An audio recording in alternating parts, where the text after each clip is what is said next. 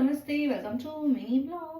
So ಇವತ್ತು ಒಂದು dessert ತರ ಆಗಿರ್ಬೋದು, ಇಲ್ಲ ಸ್ನ್ಯಾಕ್ ಆಗಲಿ, ಇಲ್ಲ ನಿಮ್ಗೆ ಯಾವಾಗ ಬೇಕಾದ್ರೂ ತಿನ್ಬೋದು. ಫ್ರೂಟ್ ಸ್ಯಾಲೆಡ್ ತರ ಮಾಡ್ತಾ ಇರೋದು, ಬಟ್ ಕಂಪ್ಲೀಟ್ ಫ್ರೂಟ್ ಸ್ಯಾಲೆಡ್ ಅಲ್ಲ.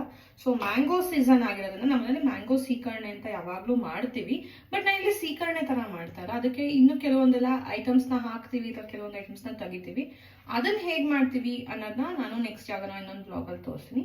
ಈಗ ನಾನು ಒಂದು ಡೆಸರ್ಟ್ ತರ ತಿನ್ನಂಗೆ ನೈಟ್ ಡಿನ್ನರ್ ಆದ್ಮೇಲೆ ಆದ್ರೂ ಆಗಿರ್ಬೋದು, ನಿಮ್ಗೆ ಯಾವಾಗ ತಿನ್ಬೇಕೋ ಅವಾಗ ತಿನ್ಬೋದು.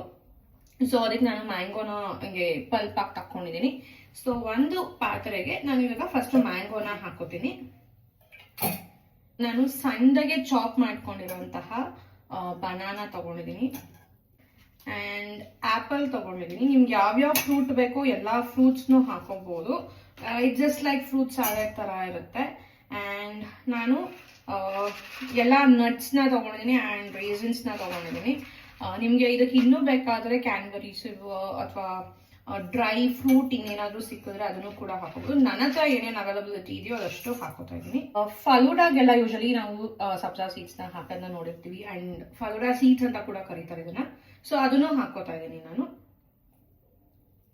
1 ಸ್ಪೂನ್ ಅಷ್ಟು ನೆನೆ ಹಾಕಿದ್ದೆ ನಾನು. ಸೊ ಇದಕ್ಕೆ ನಾನು ಮಿಲ್ಕ್ ನ ಹಾಕೋತಾ ಇದ್ದೀನಿ. ನಾನು ಯೂಸ್ ಮಾಡ್ತಾ ಇರೋದು ಗುಡ್ ಲೈಫ್ ಮಿಲ್ಕ್. ಇದಾದ್ರೆ ಆಲ್ರೆಡಿ ಪ್ರೀ ಹೀಟ್ ಆಗಿರುತ್ತೆ. ಸೊ ಹಾಗಾಗಿ ಮತ್ತೆ ಹೀಟ್ ಮಾಡೋ ಅವಶ್ಯಕತೆ ಇರಲ್ಲ. ಇದು ನೀವು ಬೇಕಾದ್ರೆ ನಾರ್ಮಲ್ ಡೈಲಿ ಬೇಸಿಸ್ ಮಿಲ್ಕ್ ನ, ವಾರ್ಮ್ ಮಿಲ್ಕ್ ನ ಬೇಕಾದ್ರೂ ಹಾಕೋಬಹುದು. ಇಲ್ಲ ಅಂತಂದ್ರೆ ಸ್ಲಿಮ್ ಮಿಲ್ಕ್ ಇಲ್ಲ ಬಾದಾಮ್ ಮಿಲ್ಕ್ ಯಾವ್ದು ಬೇಕಾದ್ರೂ ಹಾಕೋಬಹುದು. ಆಲ್ಮಂಡ್ ಮಿಲ್ಕ್, ಬಾದಾಮ್ ಮಿಲ್ಕ್ ಅಂದ್ರೆ. ಸೊ ಇಲ್ಲಿಗೆ ನಾನು ಯಾವುದೇ ಹನಿ, ಶುಗರ್ ಅಥವಾ ಎನಿ ಅದರ್ ಸ್ವೀಟ್ನರ್ ನಾನು ಯೂಸ್ ಮಾಡ್ತಿಲ್ಲ.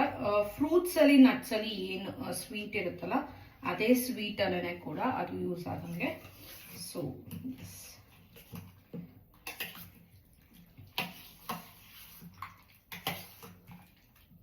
ನಿಮ್ಮ ಹತ್ರ ಏಲಕ್ಕಿ ಇದೆ ಅಂತಂದ್ರೆ ಒಂದ್ ಸ್ವಲ್ಪ ಏಲಕ್ಕಿನ ಕೂಡ ಹಾಕೊಳ್ಳಿ, ತುಂಬಾ ಚೆನ್ನಾಗಿರುತ್ತೆ.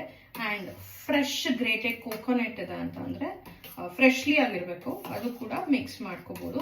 ಸದ್ಯಕ್ಕೆ ನನ್ನ ಹತ್ರ ಅವೈಲಬಿಲಿಟಿ ಏನಿದೆಯೋ ಅದನ್ನ ನಾನು ಮಾಡ್ತಾ ಇರೋದು.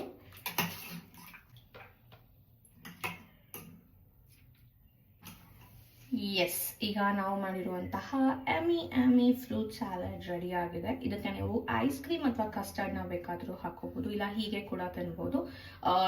ಒಂದ್ ಸ್ವಲ್ಪ ಹೆಲ್ತ್ ಕಾನ್ಶಿಯಸ್ ವೈಸ್ ಏನಾದರೂ ನೋಡ್ತೀವಿ ಅಂತಂದ್ರೆ ಹೀಗೆ ತಿನ್ನೋದು ಬೆಟರ್.